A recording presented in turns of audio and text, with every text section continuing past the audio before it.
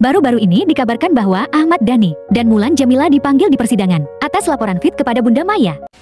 Ahmad Dhani siap melaporkan artis inisial B setelah Lita Gading. Bagus, jangan kasih ampun buat Lita Gading dan buat siapapun bang, inisial B, A, C, Z sekalipun, abang harus membela istri ya. Laki-laki itu gagah ketika dia membela istrinya. Jadi buat orang yang nyinyirin itu dia nggak pernah dibelain dengan lakinya gitu. Jadi lanjutkan perjuangan karena harga diri istrimu ada di tanganmu gitu Bang Dhani. Semangat, semangat Bang. Jangan biarin itu aja yang dibahas orang ya. Kayak udah suci-suci kali orang ini. Ya, mungkin Mas Dhani masih terlalu mencintai saya. Mungkin dia belum terlalu terima yang satu lagi, jadi masih gak rela pisah sama saya. Tapi apakah anak mereka salah dengan diam aja saat ibundanya ini diserang oleh ayahnya? Itu seperti yang bisa dilihat ya, maksudnya perasaan anak-anaknya sendiri mestinya gitu. Anak ini menjaga jarak dan dia berusaha untuk nggak ikut komentar karena sepertinya ketiga anak ini sudah cukup mengerti bapaknya itu seperti apa. Jadi dia nggak mau menambah keruh suasana. Dia tahu netizen dan wartawan takutnya itu dianggap nanti malah memperkeruh kondisi dan malah akan dipanjang-panjangin. Jadi mereka pun menahan diri seperti kartu ini. Semua yang ada di sini menahan diri. Dan kalau saya boleh lihat, Al, El, dan Dul di sini juga nggak salah dengan mereka diam. Apakah mereka ini dianggap nggak membela ibunya? Malah mereka diam itu membela ibunya. Untuk netizen yang nggak tahu dan nggak mengikuti dan nggak lumayan kalau kita bilang itu mengenal dari sosial media itu sebenarnya kita sudah tahu kan. Mas Dhani ini orangnya seperti apa? Kalau diladeni malah panjang. Jadi akan lebih baik memang ya udah diam aja. Dan toh Mas Dhani pun akan menarik itu tadi. Dan ini sesuatu yang baik. Bahkan lebih dari itu. Saya merasa bahwa ini adalah sebuah upaya yang sepertinya Bunda Maya yang ini juga menghubungi ketiga anaknya untuk meneng. Jangan ngomong apa-apa. Kalian jangan ngomong apa sama sekali. Jadi kalau saya lihat di sini Bunda Maya seperti yang menyuruh ketiga anaknya ini untuk udah jangan komentar loh ya. Biarin aja.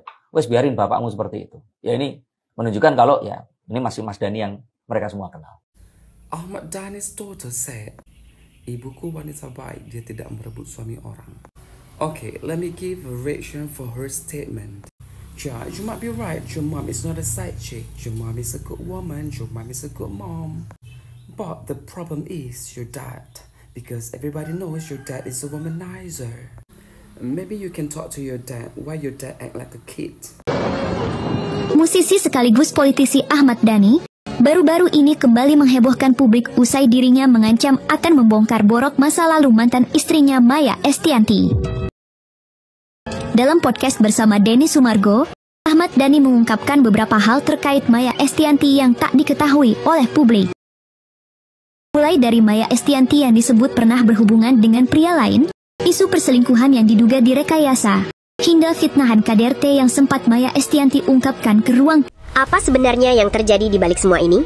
Apakah sebuah pernyataan bisa mengubah wajah hubungan yang selama ini terlihat tenang? Apakah satu kalimat saja cukup untuk memicu badai di dalam rumah yang selama ini terlihat tak tergoyahkan? Saat Ahmad Dhani dengan nada santainya yang khas tiba-tiba mengeluarkan kalimat, Maya pernah berhubungan dengan laki-laki, dunia seakan berhenti sejenak, bukan karena kejutannya, tapi karena dampaknya. Netizen terdiam sejenak, lalu meledak. Kata-kata itu tidak muncul di ruang privat, tidak juga di forum tertutup, tapi keluar di ruang publik, dalam podcast yang disaksikan jutaan orang. Dilempar dengan penuh percaya diri, seolah kebenaran ada di tangan Dhani. Seolah itu hanyalah potongan kecil dari kebenaran yang lebih besar yang ia klaim simpan rapat-rapat selama ini. Tapi, benarkah hanya sebatas itu? Karena setelah kalimat itu keluar, mata publik tidak lagi hanya tertuju pada Dhani atau Maya, tapi pada satu sosok yang selama ini dikenal kalem, tenang, dan penuh wibawa. Sosok yang selama ini memilih diam dan membiarkan masa lalu istrinya tetap berada di masa lalu. Irwan Musri. Sosok pengusaha mapan yang tak pernah bermain di lumpur gosip. Suami sah Maya Estianty yang selama ini terlihat begitu penuh kasih, penuh dukungan, dan begitu menghargai ketenangan rumah tangga. Tapi apakah ketenangan itu akan tetap ada setelah namanya ikut terseret dalam pusaran yang dilempar Dhani? Mungkinkah kalimat sederhana itu justru telah membangunkan singa yang selama ini tertidur? Netizen pun mulai berspekulasi, bertanya-tanya, berandai-andai. Apakah Irwan akan tetap diam? Mungkinkah ini adalah momen di mana Irwan merasa kehormatan istrinya telah diinjak? Atau apakah kini saatnya Irwan melangkah? Bukan untuk menyerang, tapi tapi untuk melindungi? Karena yang disebut bukan hanya Maya, tapi istri sahnya, perempuan yang telah ia nikahi dengan janji akan melindungi, menghormati, dan tidak akan membiarkan siapapun merendahkan.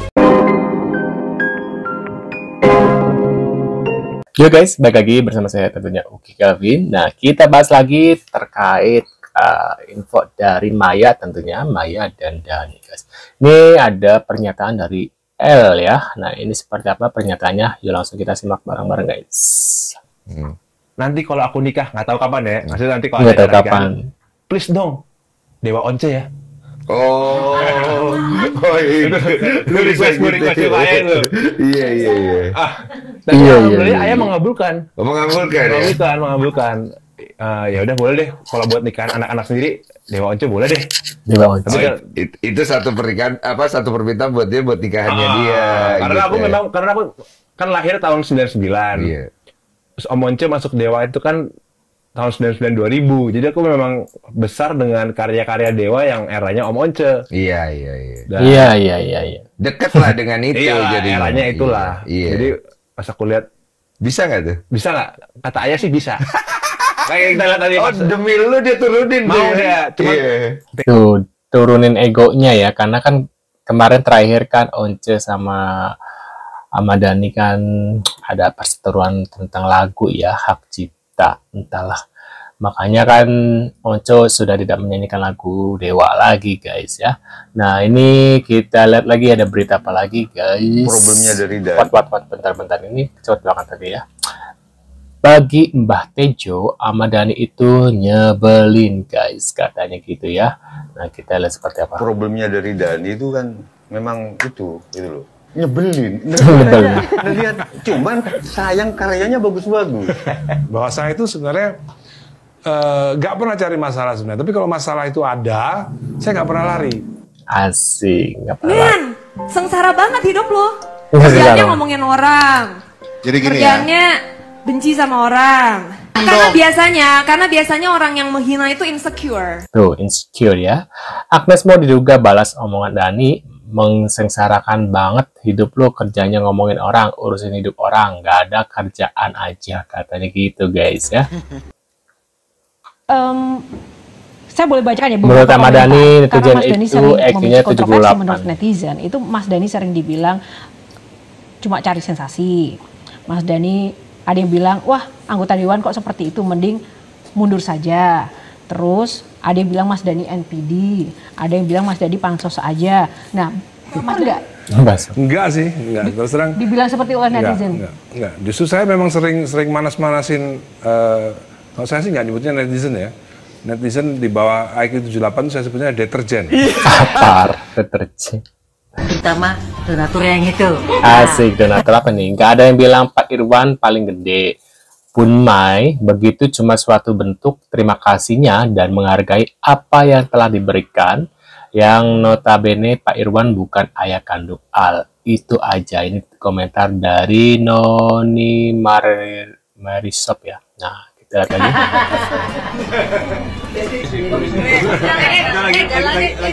Donaturnya lewat. Donatur. Mantan itu donaturnya sponsor. Wah, ini sugar daddy-nya datang. Donaturnya datang saya. Sugar daddy. Sugar daddy. Sponsor utama saya. Stigma dia sendiri gitu loh. Nah kayak kemarin juga gitu. Kesel. Gara-gara ngomong memperkenalkan donatur. Kan as if seolah seluruh hajatan yang paling gede kan, padahal diantara aku bapak itu paling kecil, sebenarnya. Ya aduh. Ya itu jadi kesannya jadinya itu jadi bahan deterjen 78 yang seolah-olah, ngerti ya, seolah-olah wah gila, padahal kecil banget, sampai bikin marah itu. Kan Waduh. Ngomong gitu. Menyebut itu kayak gitu. Ya kan, padahal nggak perlu sih, ya kan? Tapi Itu kan cuma percandaan dari Bunmai ya, tapi dan ini sepertinya orangnya baperan ya, dia suka banget ini, tapi ya seperti itulah guys ya. Tapi Pak sih, aku ngerti karena kadang ada sesuatu yang memang terselubung tapi sebenarnya masih butuh validasi gitu. Ngerti nggak lo? Masih butuh validasi. Mas, tapi kan ketika Mas Dhani bereaksi kayak gini bukannya akan jadi bumerang? Aku belum bereaksi yang masalah itu.